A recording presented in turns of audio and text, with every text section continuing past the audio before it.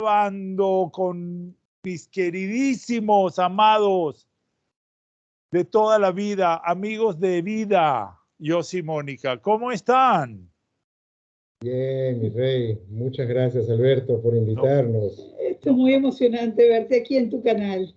¿Quién hubiera dicho? Pues la verdad, nadie, y yo estoy muy contento por muchas razones, pero la principal es porque me he acercado a ustedes. Nosotros no, se lo he dicho a todos, no hablamos, no nos vemos, todo el mundo está en su mundo y el día que tienen que venir a mi canal tienen que venir y ya. A pesar de todo, estamos en tu canal, mi rey. Mira el amor que te tenemos y nos has hecho un gran honor de pintar esas paredes de azul y falta el grana. ¿Ah? Estaría completo. ¿Ves, Yossi? Yo no puedo estar sin este humor. Bueno, amigos, miren, Yossi y Mónica son amigos de vida. Hace muchos años que se fueron de Venezuela y seguimos siendo los más cercanos y los más amados y nos pertenecemos a un grupo extraordinario que se ha mantenido por más de 30 años, ¿verdad? Divino, ¿no? Así es. Así es. Preséntense un poquito y entramos en tema. Ladies first. A ver, mi nombre es Silvana Mónica, para mis amigos Mónica y para Alberto Mónica. Nosotros vivíamos, a ver, yo nací originalmente en Argentina, pero cuando era muy chiquitita me fui a Venezuela. Toda mi vida crecí allí y me enamoré de lo que significaba vivir en Venezuela. Llegada el momento de entrar en la universidad, entré a estudiar Derecho en la UCB y en un momento en que la universidad entró en huelga, donde íbamos a estar casi un año, perdiendo el año completo, tomé la decisión de hacer una de las cosas que siempre me había llamado mucho la atención, que era estudiar Relaciones Internacionales y Ciencias Políticas. Con esa excusa me fui a Israel, donde entré en la Universidad Hebrea de Jerusalén y saqué mi primer título en Ciencias Políticas y Relaciones Internacionales. Allí también pasó otra cosa, conocí a Yossi, que también había llegado a estudiar la universidad en Israel, y años más tarde me lo jalé de vuelta a Venezuela, donde tuvimos la vida más hermosa y fabulosa del mundo, rodeados de familia, trabajos espectaculares. Yo terminé mi carrera como abogada y ejercí como especialista en Derecho Internacional, rodeada de amigos, de familia, del país más hermoso del mundo, hasta que las circunstancias que dieron la subida al poder de Chávez y el deterioro que a mí me tocó vivir muy, muy de cerca de lo que sucedía en el país, nos llevó a tomar la decisión de buscar nuevos rumbos. Y esa búsqueda nos trajo hace 18 años a la decisión de venirnos a vivir a Costa Rica en ese momento con nuestras dos hijas de 7 años y 6 años. Y de ahí en adelante hemos tenido la bendición de ser recibidos en un país como este, de crecer, de volver a empezar de cero, como todos, con lo que eso implica. Y bueno, acá estamos, tú complementas. Un poquito el internet, revisa el internet un poquito, que hay interrupción, puede ser. A ver. ¿No debería? ¿Habla? No, dale. Preséntate, okay. Yossi. Bueno, mi nombre es Yossi Gabriel, me dicen Yossi. Yo nací en Estados Unidos, nací en Nueva York, y a los 3 años mis padres por trabajo pues se mudaron a México. Mi papá estudiaba en Estados Unidos, estudió su maestría, empezó a trabajar y después fue trasladado a México, donde vivimos 3 años más. Y a los 6 años volvimos, entre comillas, a Perú. Mi mamá peruana, mi papá boliviano-peruano. así que nos radicamos en Perú y básicamente me crié allá. A los 18 años decidí que quería probar otros rumbos y elegí pues estudiar también en Israel, estudié arquitectura en el Technion de Haifa y un año después que llegué conocí a mi mujercita que llegó al mismo lugar donde yo estaba para hacer su curso de hebreo previo al inicio de sus estudios en la universidad. Y pues pasamos años preciosos de estudiantes en Israel, realmente años maravillosos. Y finalmente cuando terminamos, por varias circunstancias, como dijo, me jaló a Venezuela, decidimos casarnos allá y decidimos hacer vida, formar nuestra familia y fueron años maravillosos realmente.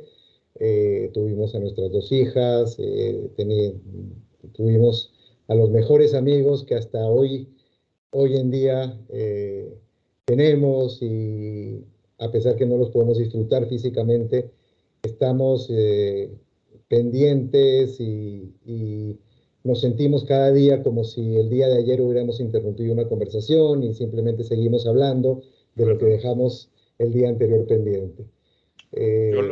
Yo los amo.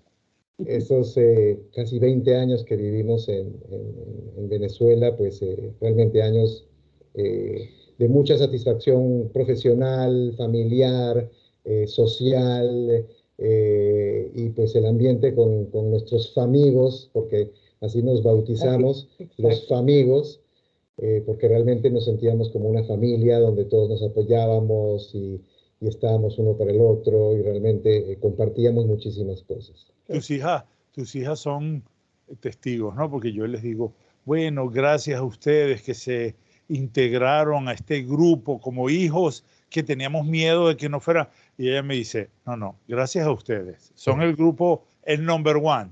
Y es así. O sea, podemos, como padres, ¿verdad, Alberto? Como padres podemos estar tan orgullosos de nuestros hijos que uno aspira a que, como quien dice, sigan ese hilo, ¿no? Ese hilo familiar.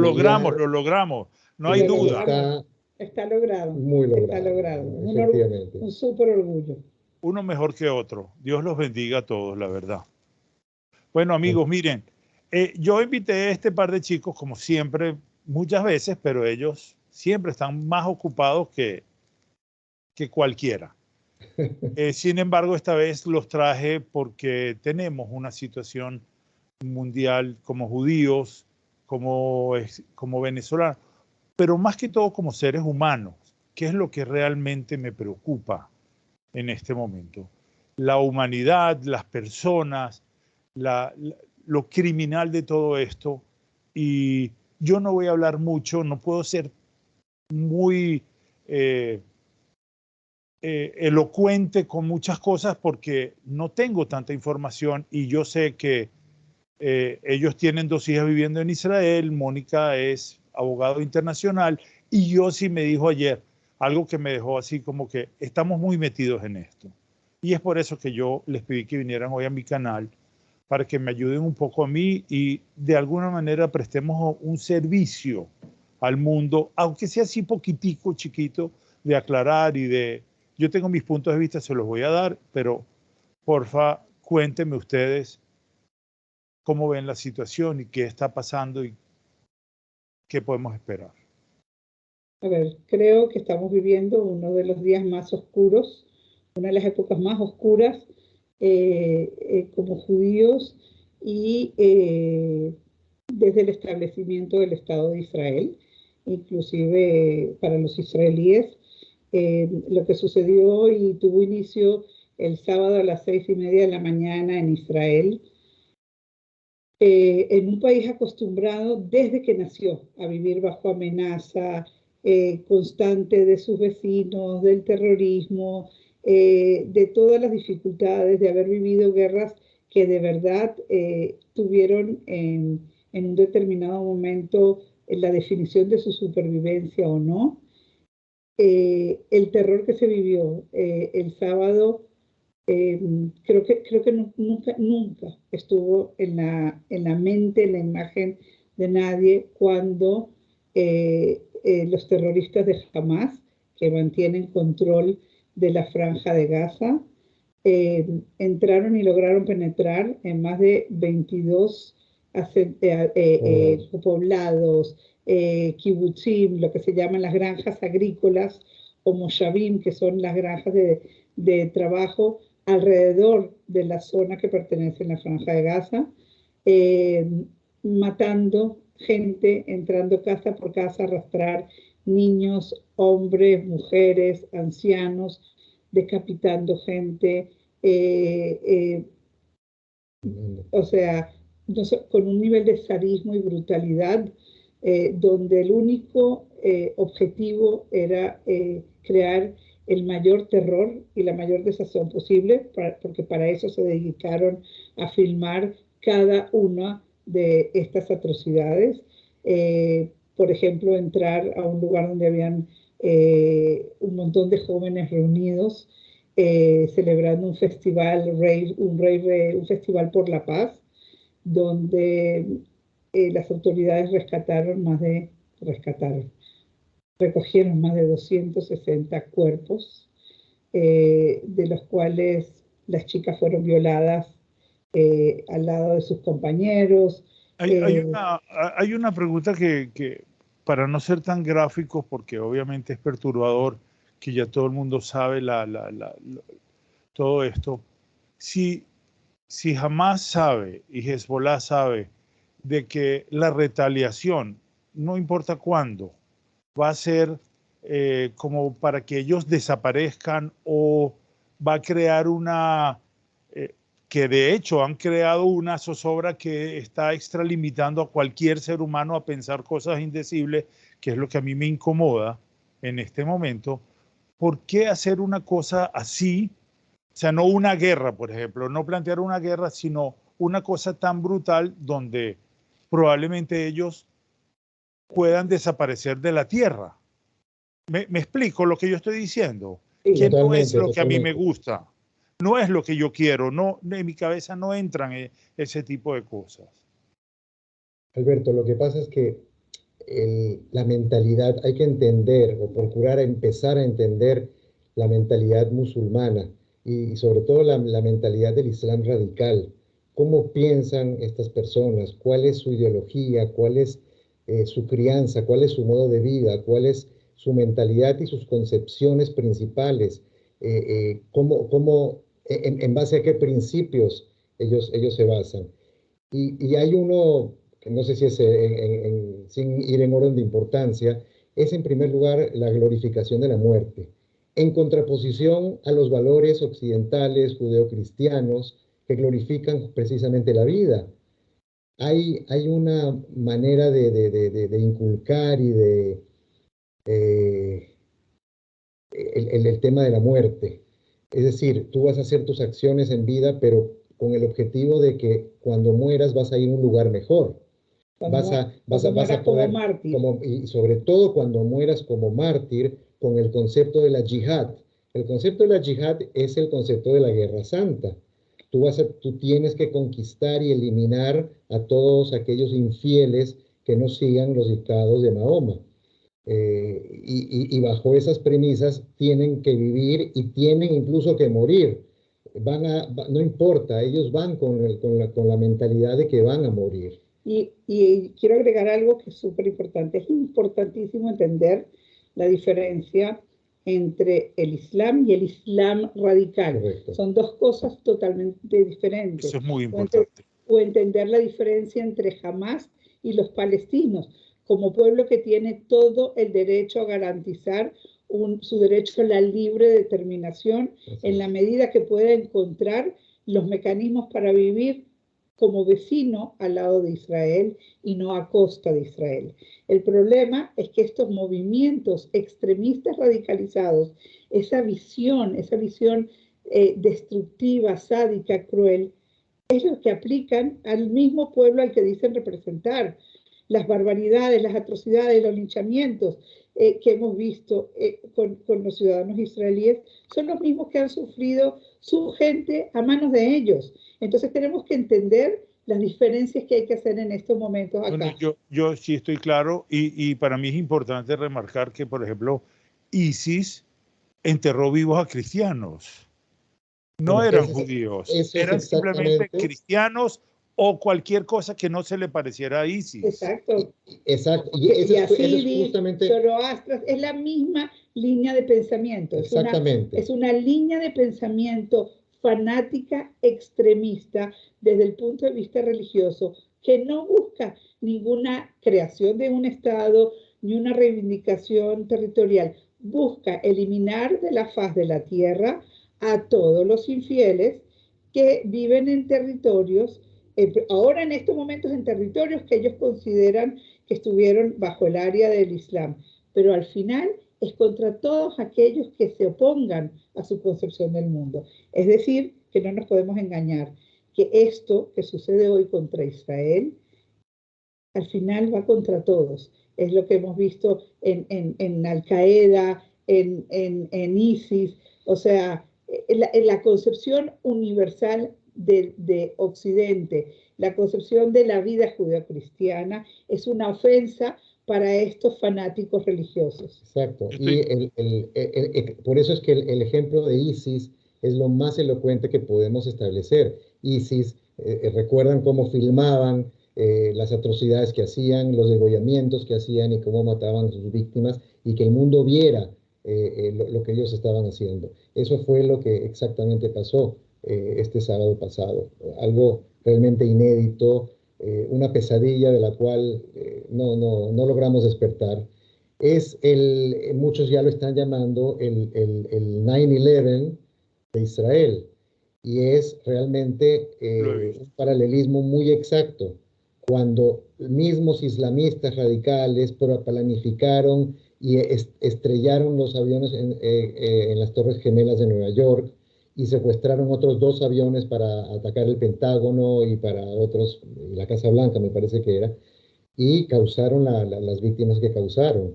La reacción en ese momento de Estados Unidos, ¿cuál fue? Pues fue una reacción de eliminación del terrorismo total, la invasión de Afganistán y toda la historia que creo que recordamos. Claro, yo sí pienso que el mensaje, porque muchas veces se usa la excusa de que, bueno, ellos son judíos y son malos, o son judíos y nos quitaron o nos hicieron esto, o hay algún pogromo en Israel, y no es cierto, no es cierto. Ellos acabarían, no importa con quién, con tal de que no piensen igual que ellos. Pero esto, el mundo debe entender eso. Correcto. A ver. Nos usan de cabeza de turco. En este caso específico, pues los judíos, los sionistas, están invadiendo tierras del Islam. Y eso, ya con eso es suficiente para una declaratoria de guerra y eliminación. Que es un tema de su concepción, no es un tema de la realidad. Claro. Y creo que es lo que hay que entender, desgraciadamente. A ver, el conflicto, lo que se llama el conflicto árabe-israelí, que fue evolucionando con los años a llamarse el conflicto palestino-israelí.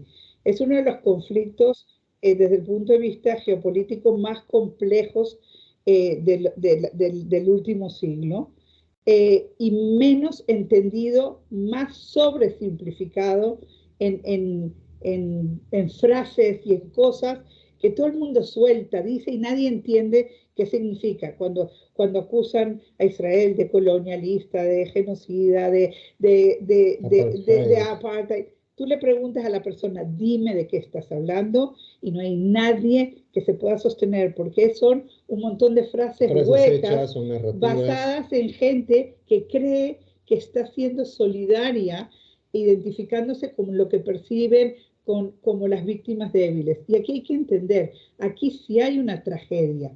Los palestinos viven una tragedia desde el inicio, desde cuando se planteó la creación de 2 estados en el 1948, un estado judío y un estado árabe.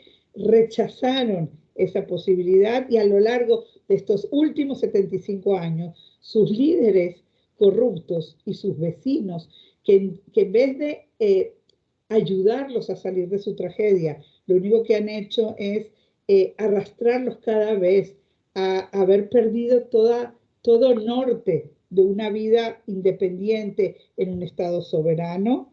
se dedicaron a enriquecerse a un nivel de corrupción impresionante. No existe en el mundo ningún grupo víctima de un conflicto que haya recibido o que reciba las cantidades multimillonarias de ayuda internacional, y que en vez de usarlas en el progreso, en la seguridad, en la salud y en la educación de su gente, lo usa única y exclusivamente para destruir a Israel. Bueno, ustedes pusieron en palabras lo que yo quise decir y no sé decir. Es un problema mundial de ignorancia de todos nosotros y un problema mundial de víctimas que pueden ser que no solo el pueblo judío, que es lo que a mí realmente me preocupa, que la gente no está viendo el panorama como que, bueno, ellos se lo buscaron. No, no, tú también te lo buscaste. Tú también tienes un problema. Porque yo me pongo a pensar, cuando el avión tumba una torre, ellos no pensaron que ahí había musulmanes también. No pensaron que había... entendamos de lo que estamos hablando. Entre los más de casi 5.000 cohetes que se lanzaron desde Gaza entre el sábado y el domingo, hubo cohetes que cayeron sobre mezquitas dentro de Israel, en Jerusalén, en la mezquita de Abu Ghosh. Entre los 1.200 muertos, hay más de 200 árabes musulmanes que viven en Israel. A ver, hay que entender que este es un odio que busca arrastrar y destruir todo a su paso.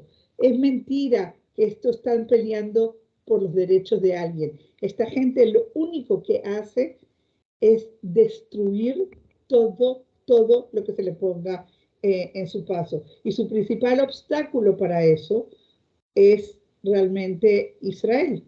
Hay que poner en contexto también un poco, porque y saber un poquito causas, ¿no? Porque es muy sencillo y muy simple, y se simplifica demasiado todo este conflicto viendo a un país como Israel, que tiene un ejército sumamente poderoso, de los más fuertes y armados del mundo, viendo en las imágenes que transmite la prensa de que es una potencia ocupante que somete, mata y discrimina a un pobre pueblo que no puede ni sabe defenderse. Eso es en pocas palabras el picture que se vende en el mundo, ¿no? Pero cuando hay muchísimo más atrás de eso, y cuáles han sido las causas y el contexto. Número uno, y repitiendo, esta es una guerra contra Hamas. Hamas es un grupo terrorista, islamista, radical, parte del pueblo palestino, pero que no representa al pueblo palestino.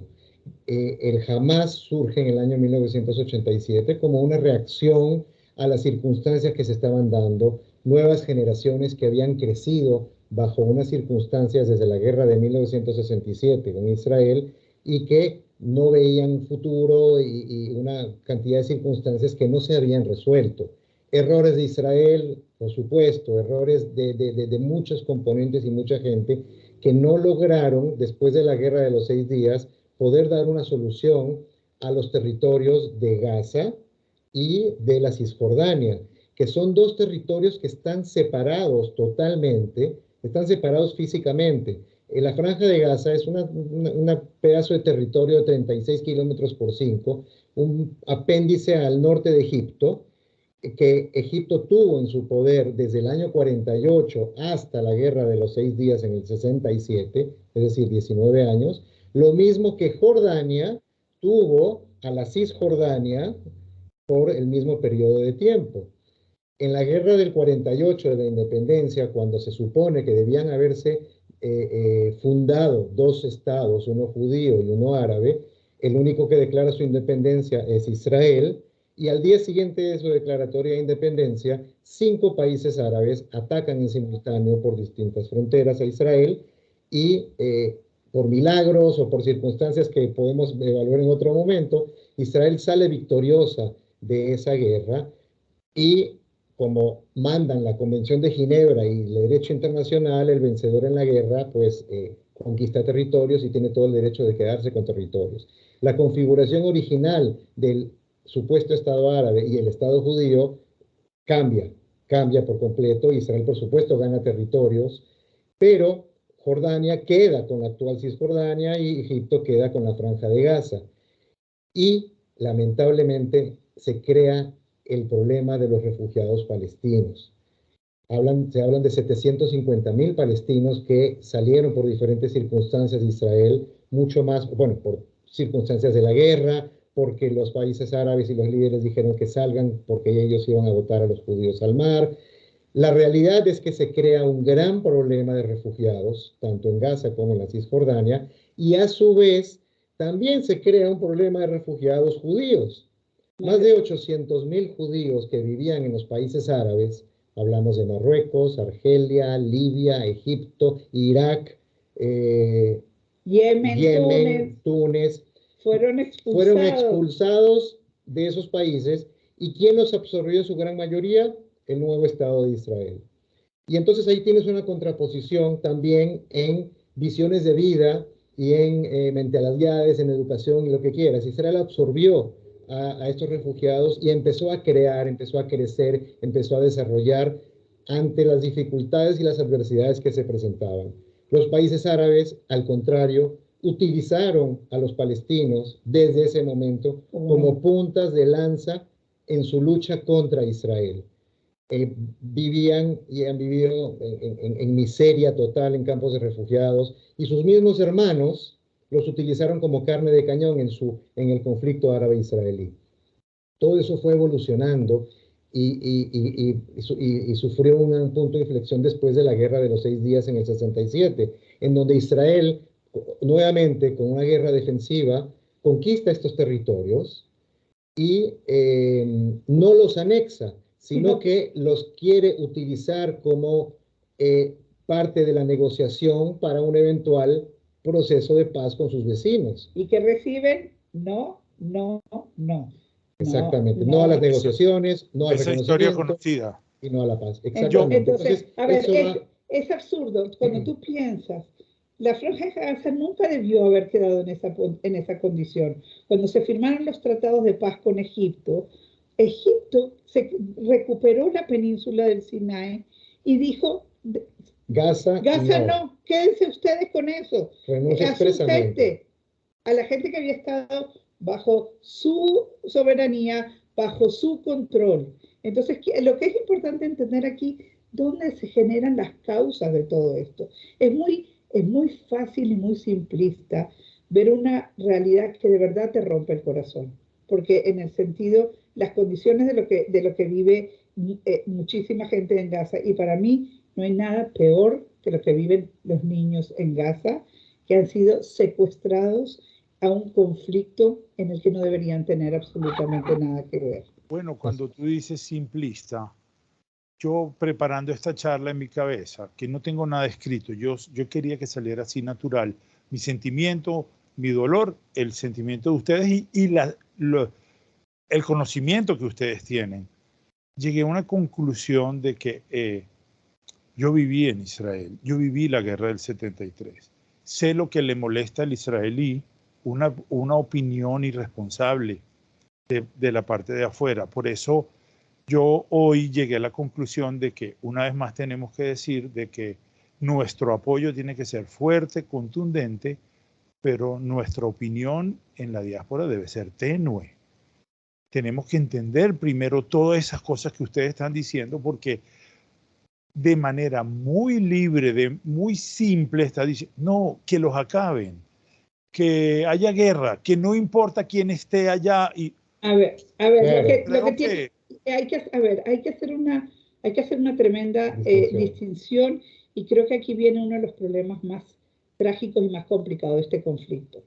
Cuando tú tratas de ver, cuando se habla de lo que sucede en Gaza y de las operaciones de respuesta a ataques que ha habido en los últimos años, y a incursiones, y a secuestros, y a todo esto, lo que esté instalado en la mente de la gente es el tema del desequilibrio en el conteo de víctimas. ¿Cuántos israelíes mueren de un lado y cuánta gente muere de Gaza?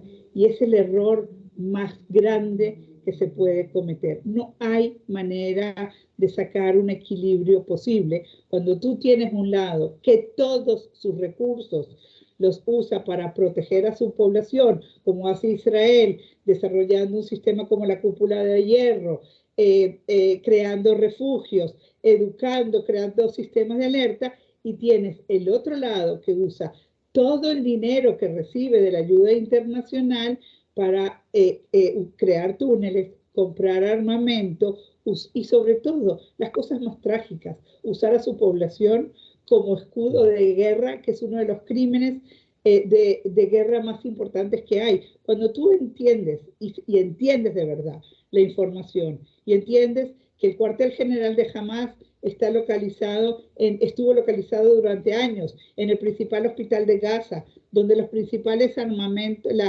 depósitos de armamentos están debajo de escuelas de las Naciones Unidas, o sea, de las Naciones Unidas digo, auspiciada por la UNRWA, que es la Organización de las Naciones Unidas que trata el tema de los refugiados palestinos. Cuando tú te das cuenta que los lanzamientos se hacen de zonas residenciales, buscando que en el momento de generar las respuestas de legítima defensa, los daños sean devastadores. Es decir, que el uso de la población es algo, por eso te digo, jamás no le hace esto a los israelíes solamente, se lo hace a su población todos los días, y la gente no entiende. Cuando tú me dices cuántos niños muertos, es terrible las imágenes, y las imágenes que van a venir en los próximos días van a ser terribles, sin duda alguna. Pero ¿dónde estaba el mundo cuando jamás cada día recluta? Yo le pido a la gente, googlea, métete en Google y pon campamentos de veranos en Hamás, y entiende lo que le han hecho a esos niños, lo que le hacen a esos niños todos los días, y el mundo calla. El mundo es silente. El mundo es silente, cobarde, es muy cobarde. No con nosotros, ya yo no lo digo por mí, no lo digo con los niños, con los refugiados, con lo que pasó en Ruanda. Es silente y cobarde. Hamás y los palestinos educan a sus niños en el odio. Sí. Tú tienes que ver finalmente manifestaciones de la Unión Europea habiendo revisado por fin los textos escolares de Gaza y de toda Palestina, y habiendo encontrado, oh sorpresa, cómo educan a sus niños, y han parado el financiamiento por ahora hasta que eso no se resuelva, se erradique. Entonces, también, si uno busca los textos con los que estudian la educación al odio, y sobre todo en el tema de que Israel no existe. Entonces, cuando hablan, no, que el mundo occidental sigue diciendo y sigue cacareando de que no, la única solución son las negociaciones directas entre las dos partes para encontrar la solución a un Estado palestino. Eso es ya... O sea, lo primero que hay que entender es que las dos partes ni siquiera están buscando lo mismo. Exacto. Porque en el lado de Hamás no es la búsqueda de constituir ningún Estado. Una y otra vez, uno de los grandes problemas que tenemos nosotros en el mundo occidental es tratar de adaptar las realidades de los demás a nuestra forma de pensar. Y como nosotros pensamos en términos, porque como somos producto de revolución industrial, de la Revolución Francesa, de lo que se llama de la dialéctica capitalista materialista, ¿ok? Pensamos y entendemos que la lucha en el mundo es por un tema de recursos, de tierra, y no tiene nada que ver con la visión del mundo del Medio Oriente. El mundo musulmán. El mundo musulmán en el Medio Oriente, es lo que te digo, percibe el mundo islamista radicalizado, percibe el concepto en términos absolutos de una función de vida que no pasa por tierras o por estados, pasa por el dominio sobre los infieles. Y pasa por un tema religioso. El tema religioso en el Islam es fundamental. Ahí no hay lo que pudieras decir separación de iglesia y Estado, como hay en muchos países.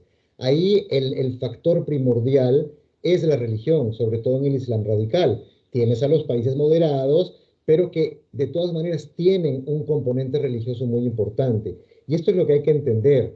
El conflicto Israel-Palestino, e Israel-Árabe antes, Israel-Palestino ahora, es de carácter religioso, no es de carácter territorial como quieren venderlo y como quieren creer en el mundo occidental. Aquí dice, en el mundo occidental dicen, no, el problema por el que no hay paz y no hay resolución es por los asentamientos de israelíes en Cisjordania. Que empezaron en el 67, ¿ok? Correcto. Y que, es decir, que antes también había conflicto, es decir, que de ahí no venía. Si fuera por tierra, todos los ofrecimientos que se hicieron, hablaba de la devolución casi de un 98% de esos territorios. Y no se aceptó, porque la raíz del conflicto es una raíz religiosa de una visión excluyente del otro. Yo, de verdad, estoy impresionado porque ustedes lo dicen de una manera muy didáctica y esto es lo que yo quería. Pero para concluir, ¿cómo debe actuar la diáspora? ¿Cómo debe actuar el mundo? ¿Qué va a pasar pronto? Ojo, no quiero que, o sea, yo tengo sentido común, no quiero que me digan algo mágico, pero ¿qué entienden ustedes que debe hacer hoy en día Occidente, Lejano Oriente, África, como para que una cosa así no vuelva a suceder? A ver, en primer lugar, tener sentido común. Saber que las cosas deben evolucionar, no pueden quedar estancadas. Las cosas cambian y evolucionan y deben evolucionar para bien. ¿Durante cuántos años los palestinos que surgieron como originalmente organizaciones terroristas, estamos hablando de la OLP principalmente y todos esos grupos, que en los años 60 y 70 se dedicaron a actividades terroristas de penetración en Israel, atentados de diferente tipo, secuestro de aviones? Si recordamos aquellas generaciones como las nuestras que todavía recuerdan los secuestros de aviones en Europa, el famoso secuestro del avión de Air France llevado a Entebbe, Uganda, y el rescate famoso de Israel de los rehenes, todas esas actividades terroristas que evolucionaron después a movimientos como Hamas, que surgen en la Cisjordania, y después llevan a las negociaciones de Israel con a la OLP, con Arafat, la firma de los famosos acuerdos de Oslo en el 93, en el 95, donde surge la Autoridad Nacional Palestina y se transforma, en buena teoría, los palestinos terroristas en palestinos que, en buena teoría, van a formar su Estado y van a llegar a una solución al conflicto, etcétera, etcétera. Va evolucionando en los años 90 hacia eso. En el año 2000 dan la última patada a la mesa de las negociaciones y surgen con otra intifada. La intifada son las revueltas de los palestinos que han hecho, la primera con Hamas en el 87 y la segunda en el 2000, después de que Arafat rechaza el 98% del ofrecimiento para un establecimiento de paz. Han venido después dos o tres propuestas de paz que también fueron rechazadas. Muere Arafat, surge Abbas, Hamas empieza a tomar cada vez más fuerza, porque en el año 2005, a raíz justamente de los acuerdos de Oslo, Israel decide retirarse completamente de la Franja de Gaza, que es algo que no hemos mencionado y es sumamente importante. Exacto, porque hablan de ocupación, hablan de conquista, Israel no está en la Franja de Gaza desde el año 2005. No hay ni un soldado, no hay ni un civil viviendo en la Franja de Gaza. Jamás hizo un golpe de Estado en el 2007, así de sangriento y temerario como lo hizo esta vez en Israel, lo hizo contra sus propios hermanos de la Autoridad Palestina y los expulsó de Gaza. Y desde ahí hace un gobierno de terror, un régimen terrible. Ahora, ¿qué dije al principio? Tenemos que tener un poco de sentido común. Las cosas por el lado del conflicto no han mejorado, pero por otro lado, Israel en su situación ha ido evolucionando, a pesar de las guerras, a pesar de los conflictos. Israel se ha desarrollado, se ha convertido en potencia económica, en potencia tecnológica, en potencia de tantos avances que le aporta al mundo. Y además de eso, ha habido una evolución también en el mundo árabe, sobre todo en el mundo árabe sunita. Irán es chiita, enemigo de los sunitas, que son mayoría. Se firmó la paz con Egipto, primeramente se firmó la paz con Jordania.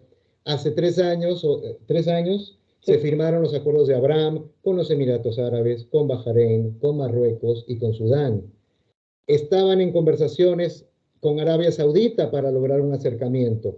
El mundo en Medio Oriente va evolucionando, van entendiendo los antiguos enemigos de Israel que es mejor tener a Israel de amigo y de aliado porque ambos se pueden beneficiar. Pero el mundo occidental, en su gran mayoría, sigue atado a concepciones de hace 30 años y a soluciones que no se han podido realizar y que están cada vez más lejos de poderse realizar. O sea, hay que entender quiénes ganan, qué es lo que buscaron, entre otras cosas, con este ataque. O sea, aquí hay que estar claro que jamás le agradeció anteayer específicamente a Irán, que es un país que se para en la Asamblea de Naciones Unidas y habla abiertamente sobre exterminar a otro país miembro de las Naciones Unidas como Israel, ¿ok? Le agradeció a Irán por el financiamiento, el entrenamiento, el soporte. ¿Qué pasó? Eso no es una agenda oculta, no es una agenda oculta. A ver, eso es lo que hay que entender, no es oculta. No es oculta. Lo que hay que entender es que este conflicto es tan complicado que tiene un montón de dimensiones. La capa de lo que sucede entre los grupos internos en la zona, entre lo que sucede entre Israel y los palestinos, lo que sucede entre los países árabes, por ejemplo, lo que tiene es el dominio regional de Turquía, Irán o Arabia Saudita, lo que sucede a nivel de las grandes potencias, de los intereses de Rusia, Estados Unidos y China. Es uno de los conflictos más complejos que existe. Podríamos estar la vida acá, ¿no? Así podríamos quedarnos aquí hablando de mil cosas, pero no, yo te digo lo de la... Dime, Yossi, Rey, dime. La base de todo esto, circunscribiéndonos al conflicto y a qué viene y a qué puede venir, es de que se entienda de que está habiendo una evolución y que hay que erradicar a estos grupos radicales que viven como su objetivo primordial el terrorismo y la aniquilación de un Estado, en este caso el Estado de Israel. Jamás en su carta fundacional, si a alguien no se le puede acusar de incoherencias a Hamás, Hamás tiene desde su carta fundacional el objetivo de destruir al Estado de Israel. O sea, a ver, una de las cosas que a nosotros nos vuelve locos. Eso estuvo rudo, Yossi. Pero es que está escrito. Eso es lo más grave. No, a ver, el problema más grave que tenemos aquí es que Hamás ha hablado claro desde el primer día y los únicos que no quieren oír son los países de Occidente. Hamás se creó con la misión específica, no de crear un Estado palestino, sino de erradicar a los judíos desde el Jordán hasta el mar, es decir, echar a los judíos al mar. Entonces, aquí cuando tú me hablas, ¿qué es lo que hay que hacer? Hay que erradicar a movimientos como Hamás o la Yihad Islámica y hay que buscar empoderar a la población palestina para que pueda generar liderazgos que puedan trabajar por soluciones verdaderas. A mí, yo siempre cuando tengo estas conversaciones digo, preséntame un socio que hable de vivir con Israel y no a costa de Israel. Y ojo, que en Israel también hay muchas divisiones internas y hay gente pero eso es el mundo entero. No, tú presentas un socio que de verdad hable de vivir con y no a costa, y yo te puedo asegurar que un país entero se volcaría hacia eso. Porque al final del día, la mayoría de la gente, palestinos, israelíes, rusos, ucranianos, la mayoría de la gente, no de sus gobiernos, lo único que quieren es vivir en paz, que los dejen criar a sus hijos y que no... con dignidad y con prosperidad. Entonces, no me digas, todos los seres humanos, en definitiva, aspiramos a lo mismo. El mundo tratará de hacer lo que hicimos nosotros tres hoy, ¿no? Amén. Un poquito aportar, un poquito ser sensibles a una situación y tener gente como ustedes, demasiado inteligentes y saben lo que decir. La verdad es que estoy muy bueno, yo no tenía ninguna duda, por eso los traje, pero salió todo también hoy. Espero haber contribuido. Espero que ustedes estén contentos. Yo sé cuánto me quieren para haber venido un día como hoy, con ese cansancio que tienen. Siempre, siempre, mi rey, pero creo que es importante y queremos felicitarte realmente por la labor que estás haciendo. Tu canal está creciendo cada vez más, lo vemos, lo seguimos todo lo que podemos y le damos siempre like. Y sobre todo el haber hecho este twist de los viernes es algo fenomenal porque da otra dimensión en la cual el deporte, por supuesto, juega un papel primordial y juega un papel de ejemplo en muchas cosas, pero que también nos hace relacionarnos con el mundo y dar otra perspectiva de lo que tú quieres transmitir. Entonces eso te lo... Y sí se puede hacer algo diferente, solo requiere del esfuerzo de mucha gente de no quedarse de brazos cruzados. Exacto. La gente está impresionada, yo lo puedo decir, impresionada. O sea, yo me puse a ver videos de enero y estamos hablando de que fui a la universidad 6 meses, ¿me entiendes? Y aprendí cosas y hemos crecido. Estoy muy contento. Sobre todo, mire, para no entrar en mucha demagogia, el hecho que estemos los tres acá, que hayamos hecho esto y nos hayamos dicho lo que nos queremos y lo que nos extrañamos, ya es suficiente. Amén, exactamente. Hay que decirle, mira, si en el mundo hubiera gente que se quisiera tanto como nos queremos nosotros, Es verdad. qué fácil sería. Qué fácil sería. Apúntense eso, apúntense que nosotros Exacto. tenemos el sentido de pertenencia, el sentido de amor y cariño, bueno, a la N potencia. Hasta puedo decirte a la Madrid. Imagínate. Mira, ten cuidado. Vizca Barça. Eso. Miren, los quiero mucho. Nosotros a ti, Alberto. Los amo a todos. Gracias a todos por escuchar esto hasta el final. Si están aquí ahorita es porque nos quieren mucho. Recuerden que me deben una entrevista, pero casual. Para que hablemos de otras, de nuestros hijos. A ver, las hijas de Dios son más bonitas que la mía. ¿Me das permiso? Por favor, ¿Me das permiso en la próxima entrevista para hablar de anécdotas, de fotofinish, de muchas historias? Exacto. Vale. Exacto. Miren, cuando yo digo que la hija de Yossi es más bonita que la mía, las hijas, nosotros nos jugábamos siempre eso, donde él decía, no, la tuya. Los amo, los amo. Gracias por venir. Chao, gente. Gracias a todos. Éxitos. Éxitos, gracias.